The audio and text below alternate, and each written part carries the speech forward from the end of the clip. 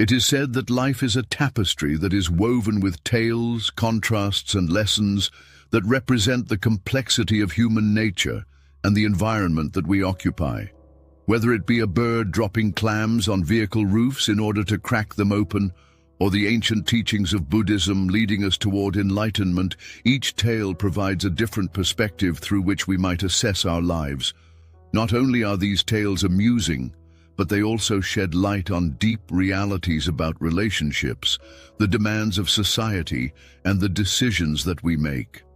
The screenplay delves into a wide range of subjects, including relationships that have been molded by dynamics that date back millennia, environmental concerns that pose a danger to our future, and the impact that our routines and choices have on our own personal development. This presents us with the issue of re-evaluating the roles that we play in the world and thinking about the ripple effects that our actions have, whether they are on the planet or in the way that we connect with one another here on Earth. As you listen, give some thought to the strength that comes from understanding and being attentive. What teachings have left an impression on you? What are some decisions that you may rethink if you were given the opportunity to begin again? This voyage is more than just a contemplation of the past. Rather, it is an invitation to reevaluate one's values, to accept knowledge, and to find equilibrium in a world that is full of chaos. Allow these tales to motivate you to inhabit your life with a sense of purpose, curiosity, and bravery. Here are a few things I've collected over the years. There's a seagull on the Jersey coast who frequents a beach also frequented by couples who go there to park. This bird circles high overhead and drops clams on the tops of automobiles in order to break the shells. It never drops a clam on a convertible, just solid-top cars. Almost always, the car in which the clam has been dropped can be seen to immediately move away. A larger number of women than men attempt suicide, but men outnumber women by more than 3 to 1 in successful efforts. It seems the women don't really want to destroy themselves, but rather draw attention to their ills or grievances. Women are the beneficiaries of 80% of all life insurance in force in the country. They also receive 71% of the total estates left by men and 64% of the estates left by women. A woman has written that when a man looks a woman straight in the eyes, she'd better do something about her figure.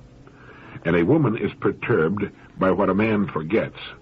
A man is perturbed by what a woman remembers. And did you know that a psychoanalytical study has come up with a discovery that the majority of women hate men?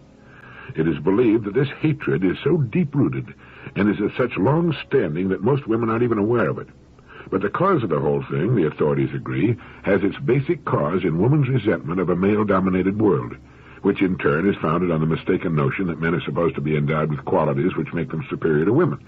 The facts prove that this line of thinking is just so much hot air, but for centuries, men forced this belief upon the women who were helpless physically to resist. It's the old story of might makes right. Men subjugated women because they were physically smaller and weaker, and in that day and age, physical strength rather than brains held the balance of power.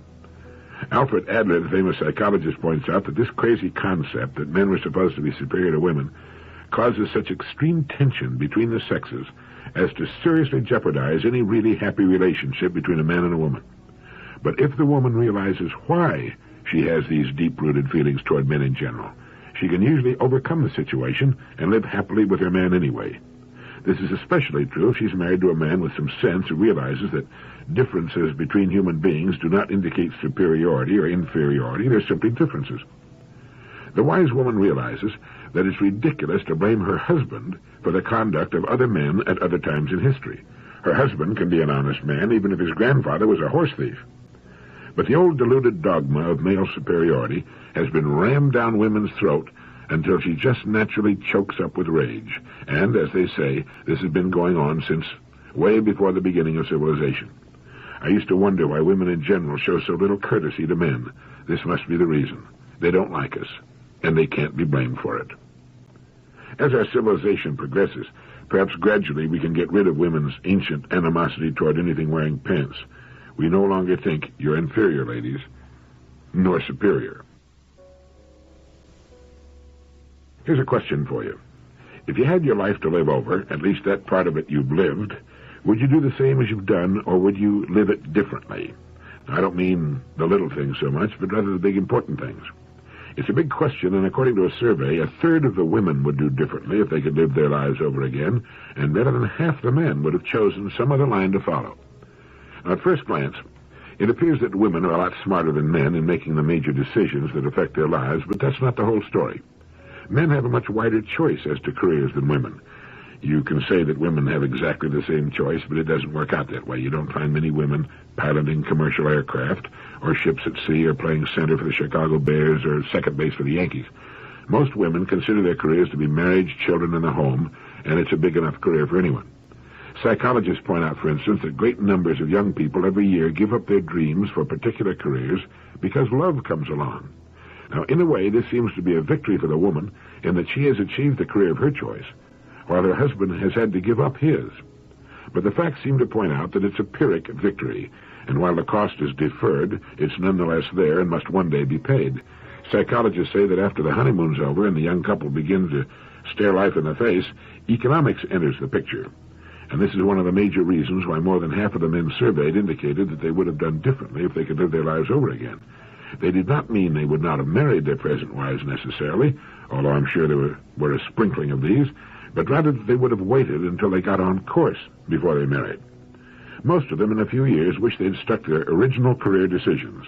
They see then, although it seems they can't at the time of their mistake, that they could have had the career of which they'd planned and dreamed, and the woman to whom they married. They could have had both, but they foolishly gave up one in favor of the other.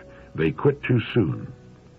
Economy is the great modifier of romance, and the girl is very wise who tells her young man to finish his preparation for his career before they marry.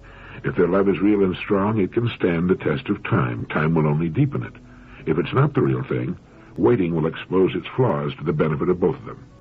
She will have a much better life, a contented husband, a better place in the community, and very probably more money to spend if she'll concentrate less on victory and more on a peaceful alliance. Occasionally, this picture is reversed, and then the man should be content to wait. A man needs a career outside of his home as well as a wife and children. Young women should remember this and get their starry-eyed young man back on the right track.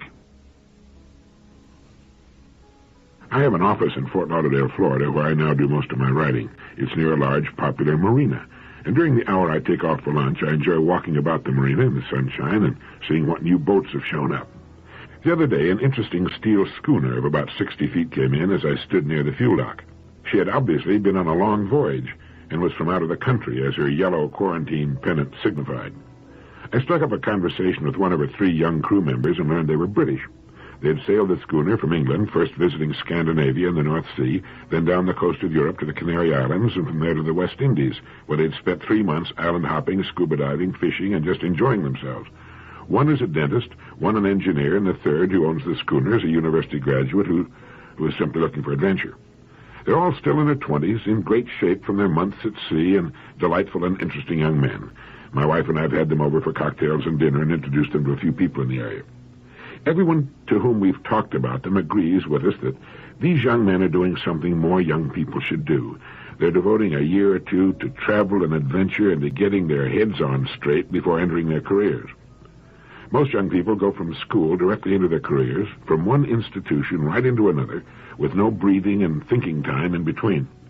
Now our young English friends are working and saving enough money to continue their cruise. They hope eventually to work their way around the world.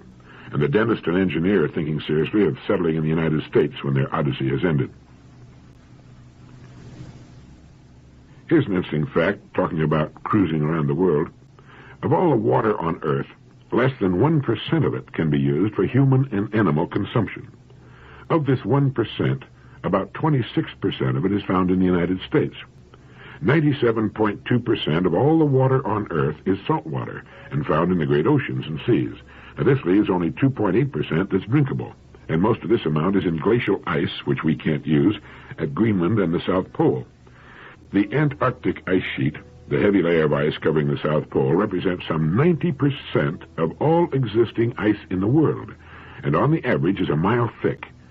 It's all fresh water, of course, since the great ice cap averages about 6,000 feet above sea level. At the South Pole, the ice is 9,200 feet above sea level. In at least one region, the ice is 14,000 feet thick, and rests on land far below sea level. Most of the world's fresh water supply frozen stiff on the great continent of Antarctica and on Greenland, the world's largest island. Greenland is 50 times larger than the country that owns it, Denmark, about a fourth the size of the United States. 85% of it is covered in perpetual ice up to 10,000 feet thick. It isn't green at all. It was called Greenland as an advertising come-on for settlers, sort of like selling waterfront lots in Tierra del Fuego. Emerson wrote, "Nature magically suits the man to his fortunes, making these the fruit of his character." You have only to hold an apple in your hand to know that it came from an apple tree. It could not have come from any other kind of tree on earth.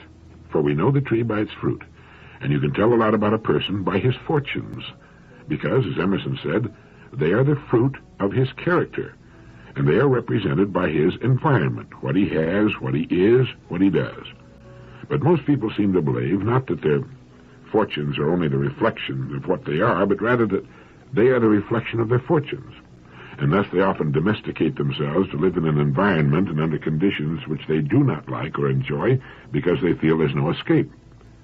My daughter used to ride in horse shows until she discovered boys are more interesting than horses, and while this is in many cases debatable, it often brought to mind an interesting parallel.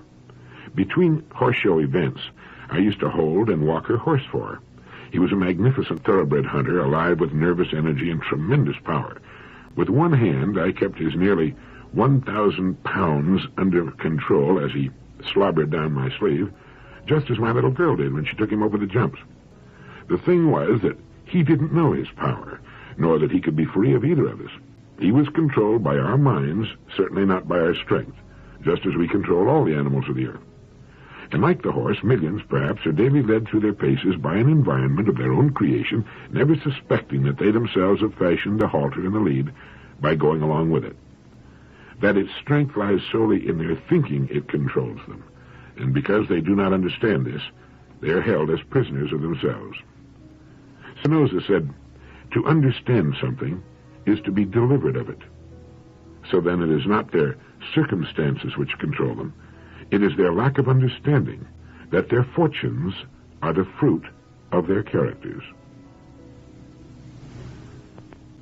Are you familiar with Buddha's Eightfold Path? Very little is known by most people in the Western world about this great man who lived 560 years before the birth of Christ. He taught for 45 years. Like so many great teachers, he wrote not a word, and more than 100 years followed his death before the first written records appeared. But let me see if I can give you his 8 steps for enlightenment, what we might call happiness. There are really 9 steps, because one that he stressed that does not appear in the 8 is right association. To understand that good health is as contagious as disease, as are virtue and cheerfulness. So the preliminary step is to associate with those whom you want to be like. Then step number 1 is right knowledge. Anything here would be an oversimplification. Let's just say that right knowledge is an understanding that what is right is natural for us, to follow our natural inclinations and seek truth in everything we do or say, to understand that we can overcome our difficulties by following the right path and by having an ongoing program of continuing education. Step number 2 is right aspiration, to make up our minds as to what our hearts really want, to get on course toward it and stay on course. Step number 3 is right speech, to watch what we say in the understanding that it is an indication of what sort of person we are, to try to speak the truth in everything we say, and to say nothing that will not in some way help a situation or a person, to understand that our speech gives us away not just to others, but if we're wise, to ourselves. It reveals our true character, and like anything else, it can probably stand some improvement. Step number 4 is right behavior, and this includes the 5 precepts, the Buddhist variation on the second or ethical half of the 10 Commandments. Do not kill. Strict Buddhists are vegetarians. Do not steal. Do not lie. Do not be unchaste. Do not drink intoxicants. Step number 5 is right livelihood. By this is meant to work at something which makes a positive contribution to society and is compatible with living the good life. Step number 6 is right effort. Buddha says, those who follow the way might well follow the example of an ox that marches through the deep mire carrying a heavy load. He is tired, but his steady gaze, looking forward, will never relax until he comes out of the mire, and it is only then he takes a respite. Step number 7 is right mindfulness. No teacher ever credited the mind with more influence over life than did Buddha. The best loved of his texts, the Dhammapada, opens with the words, "All we are is the result of what we have thought." And step number 8 is right absorption. That is, meditation until you have seen the truth, have received enlightenment. In fact, the word Buddha means enlightened one. His actual name was Siddhartha Gautama. He was born the son of a king and was, according to the legends, a strikingly handsome man who could have been a great king in his own right. But he chose to redeem his world rather than rule it. The power of his teachings are evidenced by the fact that millions still live by them. I read in Manus about a paper by E.F. Schumacher entitled Modern Pressures and Environment, in which it is recommended that we free our imagination from existing systems. I like that. We need to think in new directions.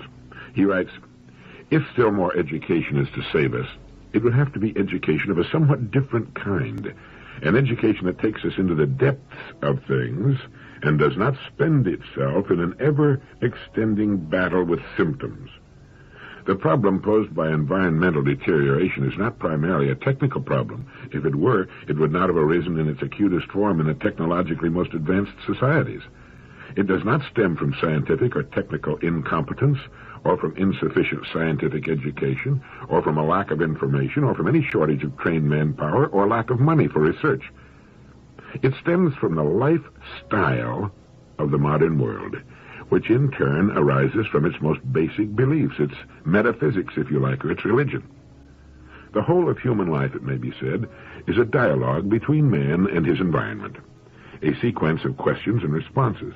We pose questions to the universe by what we do, and the universe, by its response, informs us of whether our actions fit into its laws or not. Small transgressions evoke limited or mild responses. Large transgressions evoke general, threatening, and possibly violent responses. The very universality of the environmental crisis indicates the universality of our transgressions. It is the philosophy, or metaphysics, of materialism which is being challenged. And the challenge comes not from a few saints and sages, but from the environment. Now, this is a new situation. At all times, in all societies, in all parts of the world, the saints and sages have warned against materialism and pleaded for a more realistic order of priorities. The languages have differed, the symbols have varied, but the essential message has always been the same. In modern terms, get your priorities right.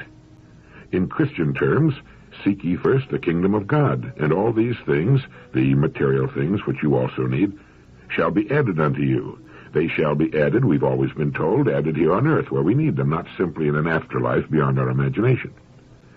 Now, at issue here, Manus states, is whether or not nature, the universe, our environmental host, can speak in a language capable of being read in this way. Schumacher believes that it can. He says, "Today the same message reaches us from the universe itself. It speaks the language of pollution, exhaustion, breakdown, overpopulation, and also terrorism, genocide, drug addiction, and so forth. It is unlikely that the destructive forces which the materialist philosophy has unleashed can be brought under control simply by mobilizing more resources of wealth, education, and research to fight pollution, to preserve wildlife, to discover new sources of energy, and to arrive at more effective agreements on peaceful coexistence." I'm not real certain that he's correct about that, but he goes on to say that everything points to the fact that what is most needed today is a revision of the ends which all our efforts are meant to serve, and I'll certainly go along with that. And this implies that above all else, we need the development of a lifestyle which accords to material things their proper, legitimate place, which is secondary and not primary.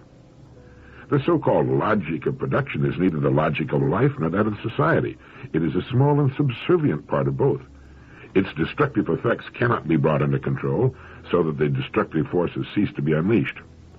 The chance of mitigating the rate of resource depletion or of bringing harmony into the relationship between man and his environment is non-existent as long as there is no idea anywhere of a lifestyle which treats enough as good and more than enough as being of evil. And here lies the real challenge, and no amount of technical ingenuity can evade it. The environment, in its own language, is telling us that we are moving along the wrong path, and acceleration in the wrong direction will not put us right.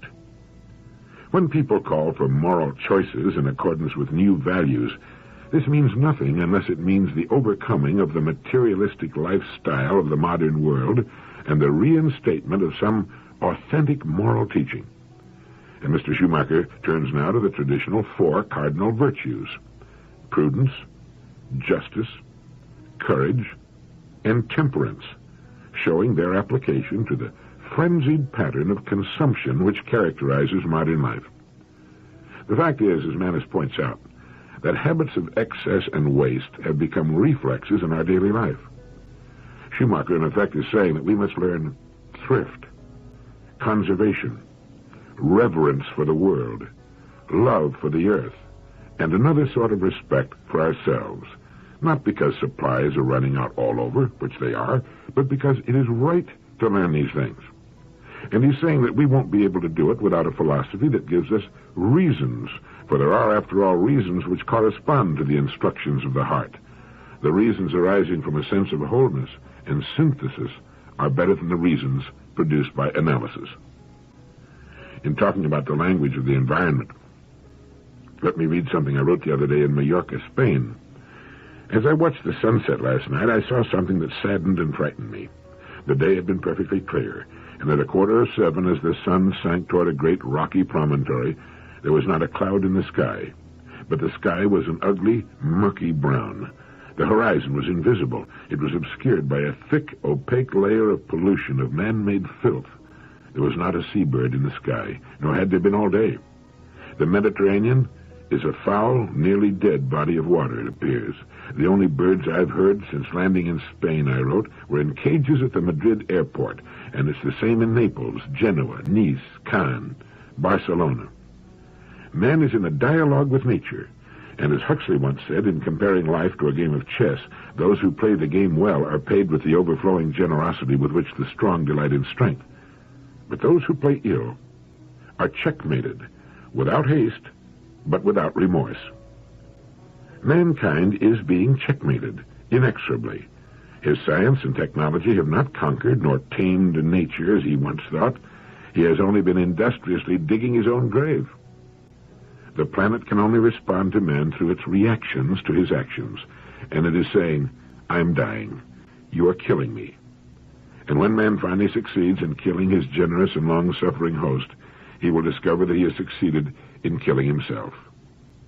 He has proved to be a brilliant but virulent species, and after he is gone, nature can begin again to clean his nest, and someday, probably surprisingly soon, the sunset over the Mediterranean will again be a thing of beauty. Incidentally, the pollution over the city of Madrid was as bad as any I have ever seen anywhere. It's as bad as it is in Johannesburg, South Africa, and Rome, and worse, I believe, than over most large American cities. Now, what can you and I do about the so-called materialist philosophy in the state of the world? I think we can start by re-evaluating our priorities and getting them in line with those of the rest of creation. My old friend Parky Parkinson of TWA used to make a speech he called The Tyranny of Junk, in which he urged us to clean house of all the junk we've collected, the basement, the attic, and every room in the house. Just get rid of it, recycle it. We can begin to discriminate as to what we're going to purchase with our money. Practice thrift on the one hand, and an avoidance of the continuing collection of junk on the other. We can develop and talk about a reverence for life, for the earth, and for each other. We can tell our kids, no, you can't buy that. Play with that mountain of toys you've already collected. Now, speaking out against materialism in our society is almost a kind of atheism. It's like being against mother and apple pie. And it isn't that we're against the technological industrial structure we've created. It's just that we want to relegate it to its proper place in the order of things. It shouldn't be in first place, not by a long shot. Now, in an earlier direct line, I quoted Mumford's suggestion that we make selective use of the best that our society has to offer. By all means. But we can be very selective. Yesterday I was shopping in the grocery store and picked up a tube of shampoo, since it was on my shopping list. When I saw the price stamped on it, I put it back and said to myself, I'll wash my hair with soap. There are so many things we can do without and still live well, even better. Now, we want our great business establishment to flourish and wax profitable. We would like to see it extend its sales and distribution and effects to the four corners of the earth. But let us make it qualify for our business the hard way, by producing a needed or much desired product of the very finest quality. Let's take home no more junk. Let's put ourselves and our kind and our earth and its creatures and beauty back into their proper places. I was reading of a proposal to put into orbit around the earth great reflectors to capture the sun's energy and send it to earth by microwave.